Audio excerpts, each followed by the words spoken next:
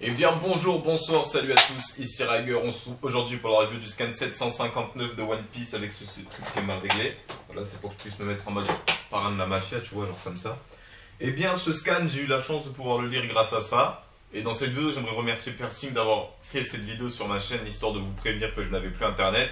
Donc pour les journaux de bord, malheureusement pour le moment, ça va être très tendu. Déjà que ça l'était déjà à cause du timing, maintenant ça va l'être surtout à cause du matériel, tout ça. Je pourrais plus lire vos commentaires comme je le faisais avant. Donc j'ai décidé de vous mettre un diaporama des photos que j'ai absolument trouvé par hasard sur internet. C'est vraiment le hasard. Vous savez, quand je tape One Piece Scan, je tombe des fois sur des sites un peu bizarres et donc voilà, j'ai pris des photos parce que je les trouvais très belles, hein, donc je les ai prises. Donc juste parce que à chaque fois je me rends compte que la lumière elle fait une sorte de reflet ou je sais pas trop quoi. Tac, ouais, voilà, ça devrait le faire. Et donc c'est parti, eh bien c'est parti, mais il n'y a plus d'intro aussi. Il n'y a plus d'intro, bon c'est pas à cause d'internet, c'est parce que je compte vous en faire une nouvelle, avec bien évidemment une nouvelle musique, et donc on verra, je ferai ça au feeling, je verrai comment ça va se passer. Donc,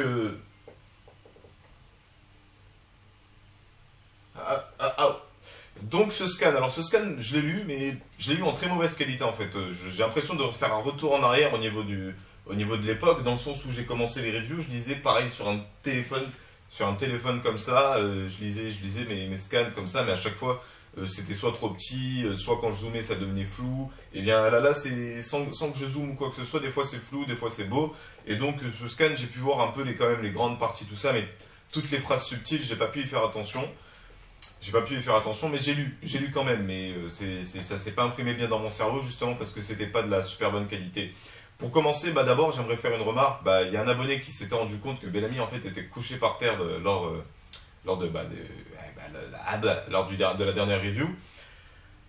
Et j'étais censé en parler justement dans le journal de bord où je disais « Ah, t'avais raison, oh là là, j'ai même pas vu ce détail, oh là là, je suis déçu, j'aurais dû le voir, c'est très pertinent. » Et je disais aussi comme quoi Bellamy devait faire un retour en force un peu dans cet arc à partir de maintenant, s'il voulait rejoindre l'équipage entre guillemets, parce que il y en a qui m'ont dit en tant qu'abonné que Bellamy pourrait revenir. J'ai un ami à moi qui pense ça. Je suis pas contre l'idée, mais j'aimerais juste qu'il brille un peu plus dans cet arc. Donc, avant de parler de Bellamy et du face-à-face face à Doflamingo, enfin, c'est pas vraiment du face-à-face, j'aimerais juste revenir sur le petit détail comme quoi Cavendish, il voulait jouer tomber, il se dirait, il se casse tout seul, qu'est-ce qui se passe? Bartholomew qui est tout content et Gladius qui a maintenant une armée d'humains à ses côtés. Donc là, je me demande aussi comment vont évoluer les choses. Est-ce que Cavendish va du coup rester avec Robin et Bartholomew histoire de battre Gladius, ou est-ce qu'il va se déplacer comme je le pensais pour aller face à Trébol? Eh bien, je ne sais pas du tout et je commence à pencher pour le non en fait, parce que lors de ce scan, on peut voir que le combat 2 versus 2 est très bien, enfin très bien entre guillemets, a l'air d'être annoncé. On voit Trébol qui est tout le temps aux côtés de Doflamingo, qui est resté aux côtés alors que tous les autres sont partis. Et on a Luffy et un Lao qui commencent, qui sont prêts à se battre face à eux. Donc pour revenir plus précisément sur ce face-à-face, bien, on voit Bellamy en fait qui sert de jouet, qui sert en fait de marionnette à Doflamingo, donc il se fait contrôler tout ça. Je pense que ceux qui s'étaient rendus compte que Bellamy était là n'ont pas été déçus en fait, enfin ça n'a pas été la surprise pour eux. Mais c'est vrai que lorsqu'on m'a fait la remarque comme quoi Bellamy était couché par terre, ça m'a paru logique que Doflamingo le contrôle et qu'il joue avec lui. D'ailleurs, à partir de là, on peut voir un peu le lien bizarre entre Luffy et Bellamy. Et on commence à voir un peu un combat, un petit échange de coups quand même. C'est pas super important avec Luffy qui frappe Bellamy sans faire exprès. Et juste la fin de cet arc, moi je l'ai trouvé très stylé en fait. Et on voit Luffy qui prépare son coup, qui fonce sur Law. Je me suis posé sûrement la même question que Doflamingo, enfin plutôt que de Trébol, parce qu'on peut voir après que Doflamingo a un peu compris ce qu'il attendait. Et on voit le room de là où il échange la passe entre Luffy et Trébol, et où ça permet justement à Luffy de frapper Trébol et à Law de frapper Trébol. Donc cet arc se termine un peu sur deux coups comme ça où on pourrait croire que les deux adversaires sont battus. Pour Doflamingo, le premier qui me dit Doflamingo a perdu, ou qui a dit que Doflamingo avait perdu, s'il te plaît, tais-toi. Et pour Trébol, on voit qu'il perd une partie de son corps, mais il faut pas oublier qu'il a mangé le fruit de la colle en fait, et donc du coup je pense qu'il va pouvoir se reformer tout bêtement, comme si de rien n'était. Et donc le combat là où Luffy versus Doflamingo Trébol a l'air de commencer, mais il faut pas oublier qu'on aura sûrement un flashback incessamment sous peu, qu'on aura peut-être pendant le combat le peuple qui va parler, tout ça, parce qu'ils vont pas garder le roi, tout ça indéfiniment. Et ça fait que du coup, je pense qu'on est prêt, qu'on est parti en fait, qu'on est vraiment dedans. Et là, je pense que ça va être le début des combats en fait, chacun de leur côté. Je pense qu'on va commencer tout bêtement par les vauriens. Non, pourquoi pas? Pourquoi pas les vauriens tout simplement avec quelques petits échanges de coups, tout un peu bateau quoi, du style. Allez hop là, toi tu es ci, moi tu oublies que je suis un tel et que j'ai ce pouvoir et bam, je te frappe, j'ai gagné. Peut-être des trucs comme ça. On verra bien. Je sais pas pourquoi, je sens que la plupart des vauriens vont quand même perdre. Bon, ça m'étonnerait que Don Chichao perde face à la Oji.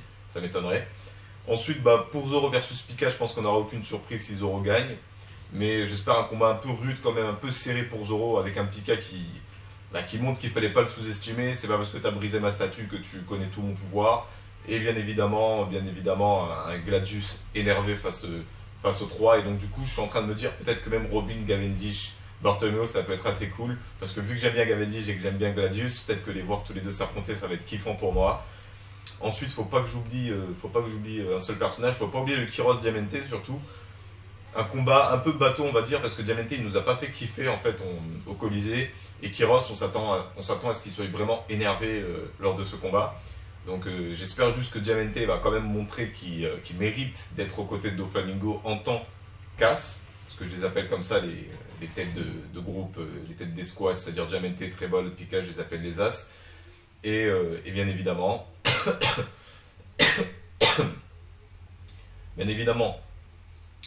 le Luffy versus Doflamingo et voir comment la position de Trébol va évoluer, s'il va rester aux côtés de Doflamingo ou si justement il va partir autre part pour faire je ne sais quelle bêtise. Et donc voilà, c'est la fin de cette review qui n'a pas été malheureusement super longue.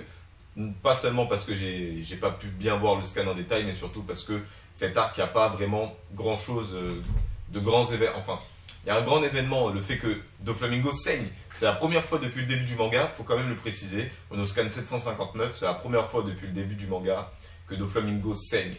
Ensuite j'aimerais aussi faire une remarque parce que vous devrez le savoir. Il y a une sorte de légende, qui n'est pas totalement fausse, qui dit que tous les 100 scans, en fait... Ah mais non, je suis bête, on passe pas aux 800, je sais plus compter en fait. Je sais plus compter, j'ai oublié comment on compte.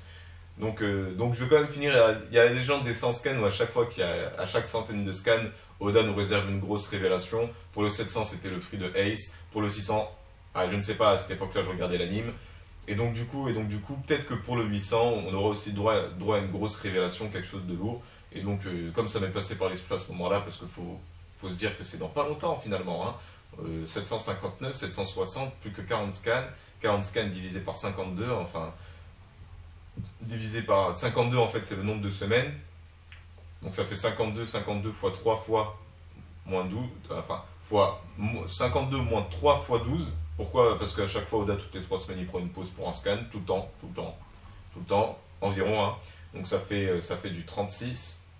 Ça fait du 36, donc dans 36 semaines, on aura une grosse révélation. Voilà, je l'annonce. Je sais pas c'est quoi, hein. Je sais pas ce que sera cette grosse révélation, mais on l'aura. Peut-être l'arme antique, peut-être un autre truc, on verra bien.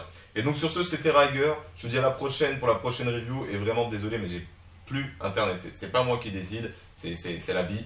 Et donc je vous dis à la prochaine pour une prochaine review, si possible.